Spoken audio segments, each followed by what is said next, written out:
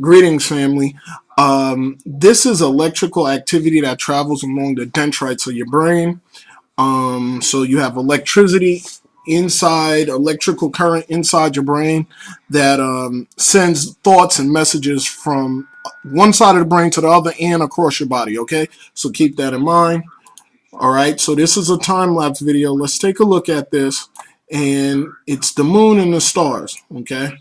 And not all time-lapse videos are real, but we could see the moon and the stars traveling at the same rate of speed.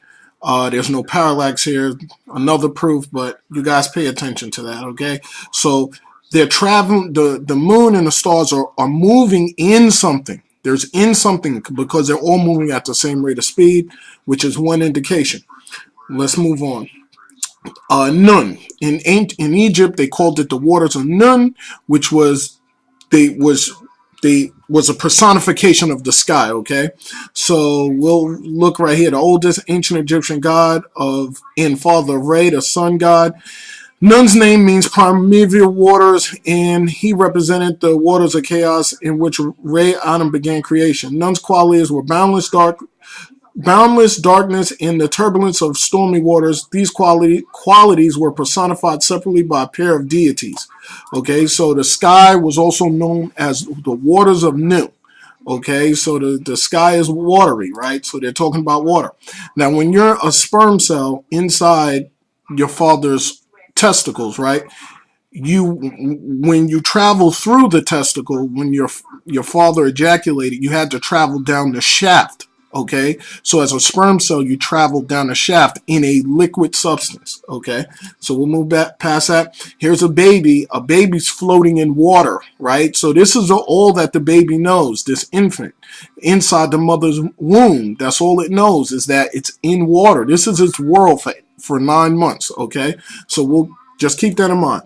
Now, this movie, Elysium, okay, with Matt Damon. You guys need to pay attention to Hollywood movies, because Hollywood movies has a lot of hidden messages, okay, about the wealthy living in one particular area, and he's trying to go up to the sky. He's trying to go up now, right, and he's trying to conquer these people. So watch this movie.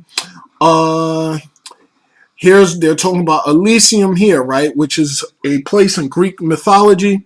Many neo-pagans today, particularly Hellenic neo-pagans in the United States, have what most would consider New Age view of Elysium.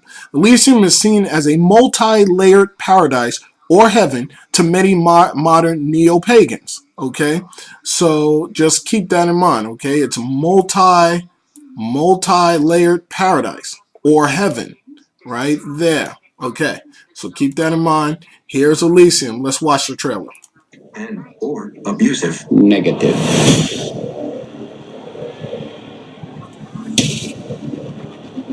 Okay, it's a fucked up world. And see, it's going up in the heavens. Pay attention to that. Welcome. Oh, hello, madam. Okay, it's a nice dream world. No sickness.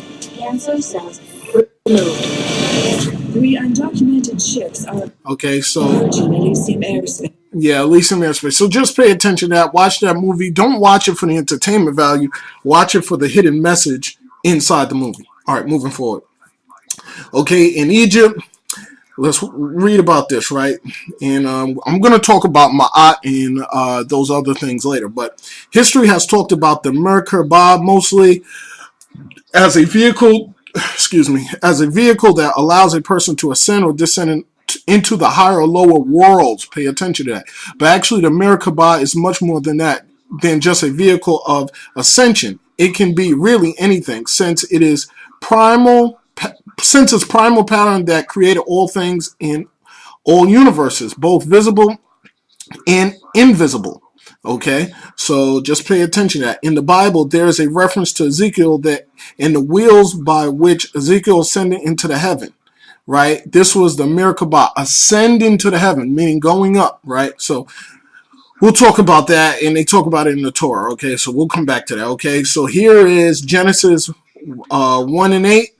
And God called the firmament heaven, the firmament meaning above, and the evening and morning were the second day. The Bible also refers this heaven as the sky. Okay, so pay attention to that. The heavens are also known as the cosmos. Okay, so you're talking about going up. Now, anytime you're looking across the board at all different belief systems, ancient and modern, you see going up. Jesus is going up. He's ascending upwards. Okay, so he's ascending upwards into what? Into the waters. Okay, some say it's a glass sky. I don't believe it's a glass sky because the stars don't reflect off of this glass sky.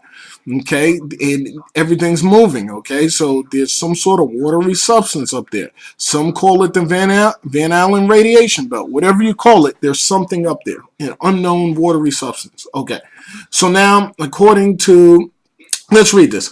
The ascension of humans or beings into heavens is a common theme among many mythologies and religions all over the world. Even though most people recognize well-known ascension of Jesus and other examples of Old Testament, it is surprising how many more have been described as ascending towards their gods. In this account, the word ascension refers to entering a realm of the gods, whether temporary or permanently.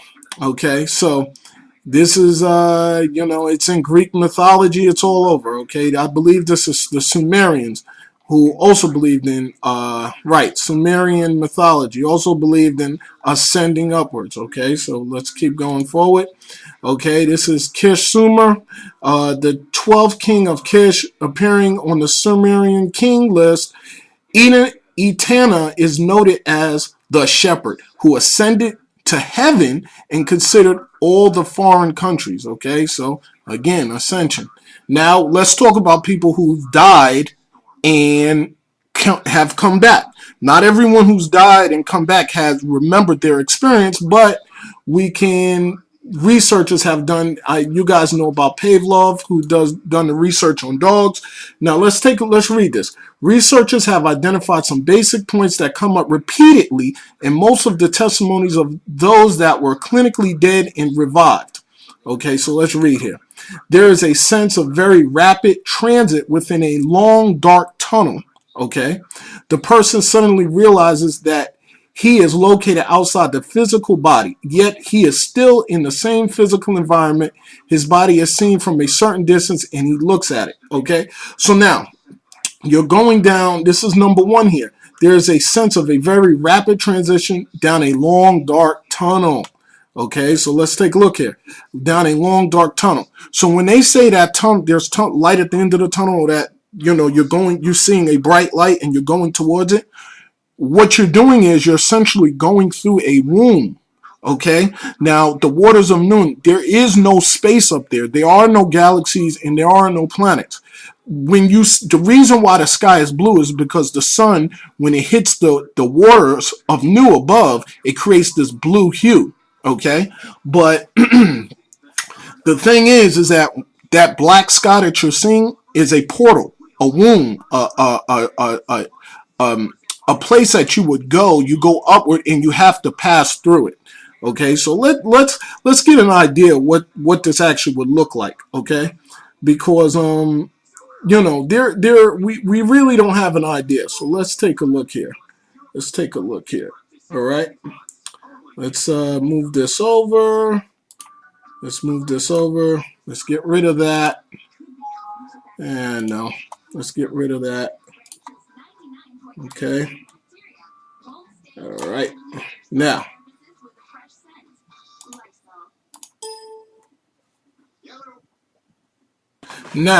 Let's take a look here and let's see what it would look like, because we're going to take a look at what happens, because even in the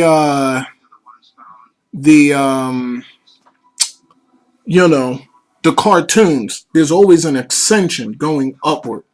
Okay, the ghosts are always going up to the to someplace. Okay, so there I don't believe it happens like that, but we're in some sort of womb. Okay, there is no space, and that's why they can't go up there.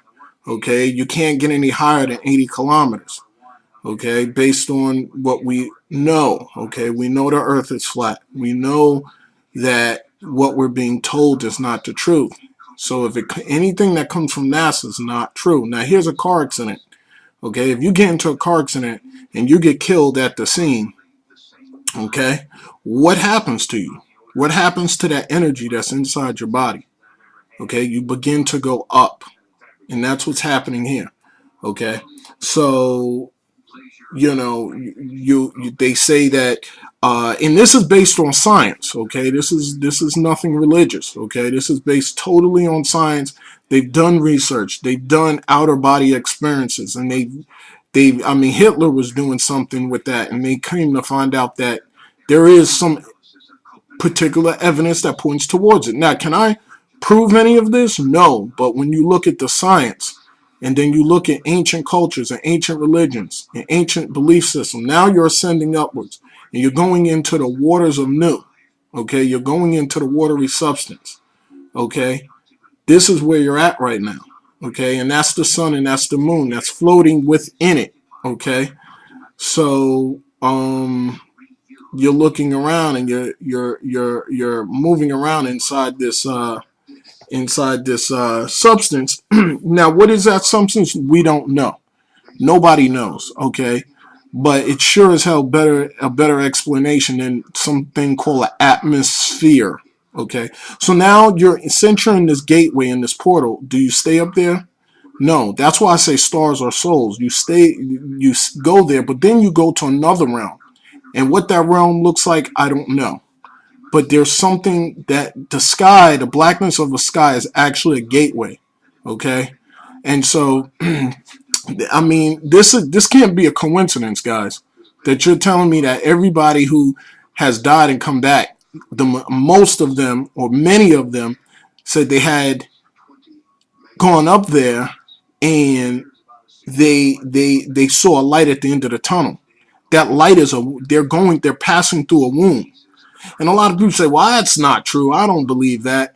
I don't remember anything what happened before I was born. Just because you don't remember it doesn't mean that it didn't happen. I don't remember what happened. Sometimes I don't remember what happened 15 minutes ago, more or less 5 years ago. So just because you don't remember it doesn't mean that you weren't conscious. There was no consciousness. Okay, so when remember what I said, you're a sperm in a testicle. You pass through a shaft, which is a tunnel, and then you go into the and that's your universe, and then you go into your mother's womb, and then which is your world, and then you stay there for 9 months. That's your home. You don't have no concept of what's going on outside of her stomach, and then you pass through her vagina, which is a womb, a tunnel, and then you come into this world. Okay, so and then just because you're here doesn't mean that you're not going to transcend again. Okay, so that's what you got to keep in mind. So you keep there. I don't believe we ever die. I think we just keep transcending, and I do believe that we do keep in contact with these souls, this energy that's here. We're all one energy. We're always together. We just come out in different various spots. Different various areas. So all the sky is a womb. That's all it is, and that's why I say stars are souls. Whether they're angels, whether we become a star because of what we did here on Earth, that I don't know. That's up to the Creator. But did we know based on the science that we do go up? Okay, that's based on science, negative and positive energy. Okay, so that's what I want to say, and I just want to give a big shout out to Conspiracy Dude, My Perspective, Gerald White, Jay Henning, Caligula, it's hard to pronounce your name, and Jungle Surfer. Just want to give a big shout out to you guys, and also if anybody who don't like my videos, don't watch, because I also notice you guys jump from video to video commenting. If you don't like it, why watch it? I mean, there's a lot of interesting stuff on TV. You don't got to watch my stuff, okay? And the book could be out June 4th. And I got some good stuff coming up. All right. Peace, guys.